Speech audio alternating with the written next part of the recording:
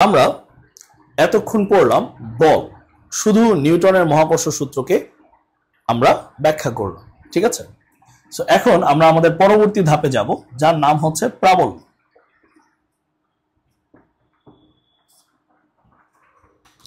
ঠিক আছে। সো প্রাবল্যের সংজ্ঞাটা হচ্ছে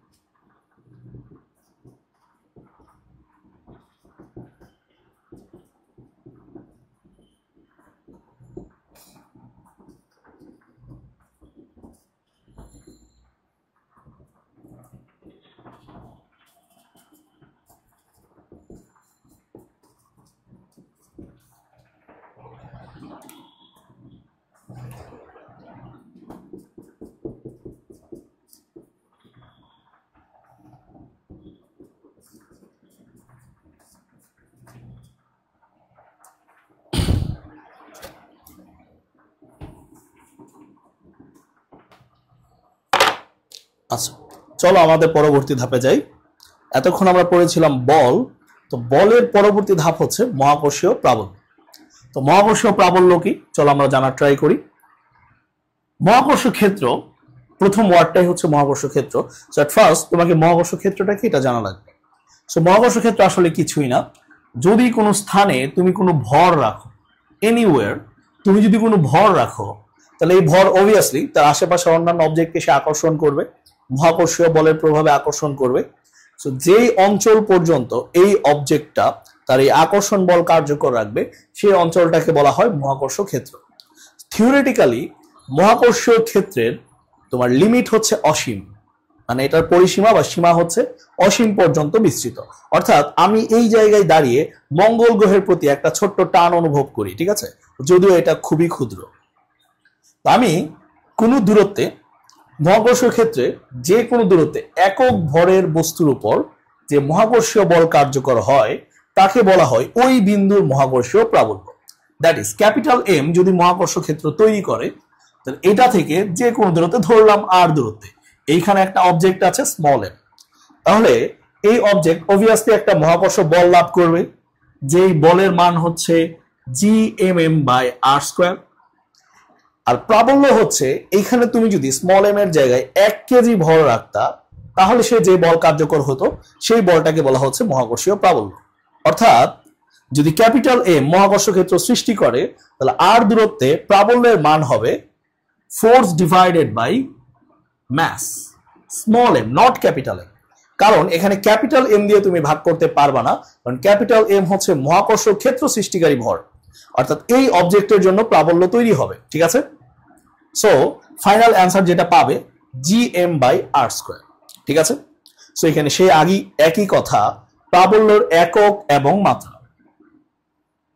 প্রথমত প্রাবল্যের একক হচ্ছে Newton per KG.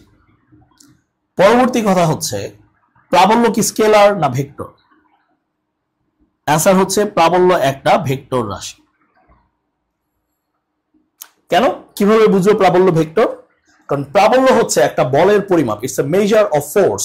That's why বল যেহেতু ভেক্টর রাশি, তো প্রাবল্য হবে একটি ভেক্টর রাশি, ঠিক আছে। প্রাবল্য সম্পর্কে আরেকটু ছোট্ট কথা,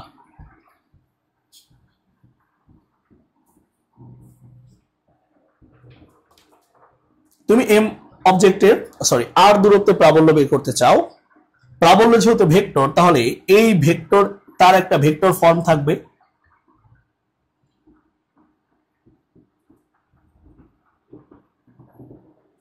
প্রাবল্য ই এর ভেক্টর। সো বেসিক্যালি তুমি জাস্ট ফোর্সের ভেক্টর রূপটা যদি বসায় দাও তাহলেই তুমি তোমার অ্যান্সারটা পেয়ে যাবে। যে আমরা ফোর্স এর ভেক্টর ফর্মটা কি, GMM by r square minus r hat, right? Same ভাবে প্রাবল্যর ভেক্টর রূপটা হবে GM by r square minus r hat. So এটা খুবই গুরুত্বপূর্ণ একটা কথা যে প্রাবল্যর দিক কোন দিকে হয়।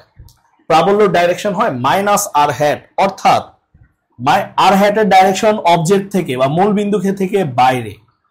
আর হ্যাটের ডাইরেকশন কোন দিকে ভাইয়া? বাইরে। বাট প্রাবল্যের দিক হবে কি? ভিতরে। অর্থাৎ মহাকর্ষীয় কোনো অবজেক্ট, মহাকর্ষীয় object means any body, any object যার ভর আছে সে অবভিয়াসলি অন্যান্য অবজেক্টকে তার নিজের দিকে টানবে। ঠিক আছে? কিভাবে বুঝলাম নিজের দিকে টানবে? কারণ প্রাবল্যের ডাইরেকশন হচ্ছে মাইনাস আর হ্যাট, অর্থাৎ ব্যাসার্ধ ভেক্টরের অপোজিট। ঠিক আছে? ওকে, তো আমরা এই পার্ট থেকে কিছু ম্যাথমেটিক্স করতে পারি।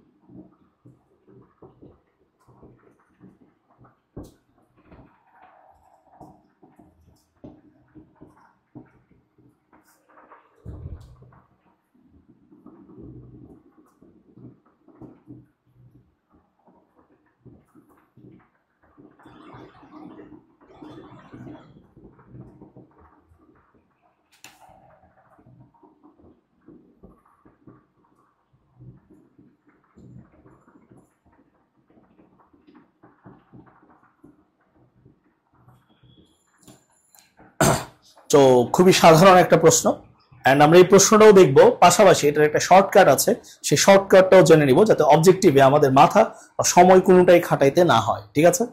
তো কোশ্চেনটা হচ্ছে, দুইটা অবজেক্ট আছে 9 কেজি এবং 25 কেজি, যারা পরস্পর 8 মিটার দূরত্বে আছে। 9 কেজি 25 কেজি 8 মিটার দূরত্বে আছে। তোমাকে বের করতে হবে এদের মধ্যবর্তী কোন স্থানে মহাকর্ষীয় প্রাবল্য শূন্য হবে। অর্থাৎ কেন মহাকর্ষীয় প্রাবল্য শূন্য হবে, আগে আমরা এইটা বোঝার চেষ্টা করি।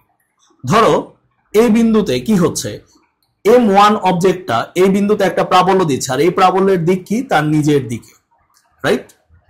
M2 অবজেক্ট এই বিন্দুতে একটা প্রাবল্য দিচ্ছে E2, যার দিক হচ্ছে কি? M2 এর নিজের দিকে, কারণ আমরা জানি মহাকর্ষীয় প্রাবল্যের দিক কোন দিকে? অলওয়েজ বস্তুর ভিতরের দিকে, রাইট? সো যদি E1 এবং E2 এর ভ্যালু সমান হয়ে যায় বাই এনি চান্স, তাহলে কি বলা যাচ্ছে? দুইটা ফোর্স একই মানের বিপরীত দিকে কাজ করতেছে, তাহলে এদের লব্ধি কি হবে? শূন্য, রাইট? তো আমরা এই ফর্মুলা যদি অ্যাপ্লাই করি, এখানে একটা শর্ট কথা আছে, অলওয়েজ মাথায় রাখবা, প্রাবল্য সর্বদা ছোট বস্তুর নিকটে শূন্য হবে। ঠিক আছে? সো তোমার এই কোশ্চেনের বেসিক সলিউশনটা হবে, ধরি M1 হতে x দূরত্বে প্রাবল্য শূন্য। ঠিক আছে? অর্থাৎ তুমি এই ডিসটেন্সকে ধরে নিয়েছো x। ওকে, তাহলে স্যার M2 থেকে এই অবজেক্টের দূরত্বটা কত হবে? 8 মাইনাস x, রাইট? তো এখন প্রাবল্য শূন্য হওয়ার শর্তটা আমি আরেকবার বলছি, কারণ মাঝখানে প্রাবল্য শূন্য হওয়ার ক্ষেত্রে M1 অবজেক্ট এই বিন্দুতে থাকা, ধরো 1 কেজি ভর আছে, সে 1 কেজি ভরকে নিজের দিকে টানবে, প্লাস m2 ভরও এই অবজেক্ট, এখানে কোনো অবজেক্ট যদি থাকে তাকে সে নিজের দিকে টানবে।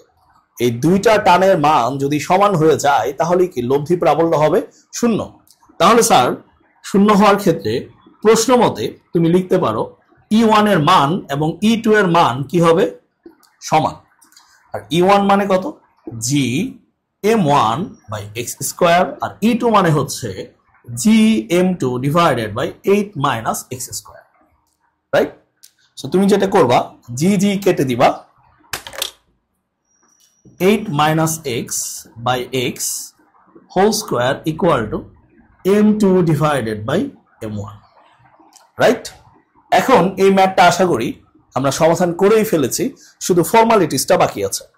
সো এখানে কি লেখা যাচ্ছে, এই পার্ট থেকে আমরা এখানে শুরু করি। 8 by x minus 1 is equal to root over m2 by m1, m2 এর ভ্যালু হচ্ছে 25 বাই 9, অর্থাৎ 8 by x equal to 1 plus 5 by 3, 8 by 3, বা x ইকুয়াল টু হবে 8 বাই 3, 8 কাটা 3 মিটার। অর্থাৎ এই কোশ্চেনটার অ্যান্সার হচ্ছে প্রাবল্যটা m1 থেকে 3 মিটার দূরে গিয়ে 0 হবে, ঠিক আছে। এখন আমরা আসতেছি এই ম্যাথের শর্টকাটটা কি। আসলে শর্টকাট বলে কিছু হয় না, পরীক্ষার হলে তুমি যখন শর্টকাট মাথায় নিয়ে যাবা তোমার মাথায় অনেক বেশি হেসেল আর প্রেশার পড়বে, ঠিক আছে।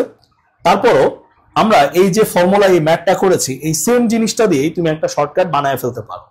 তো শর্টকাটটা হচ্ছে স্যার এইটা, ভালো করে দেখেন, d1 by d2 is equal root over m1 by m2।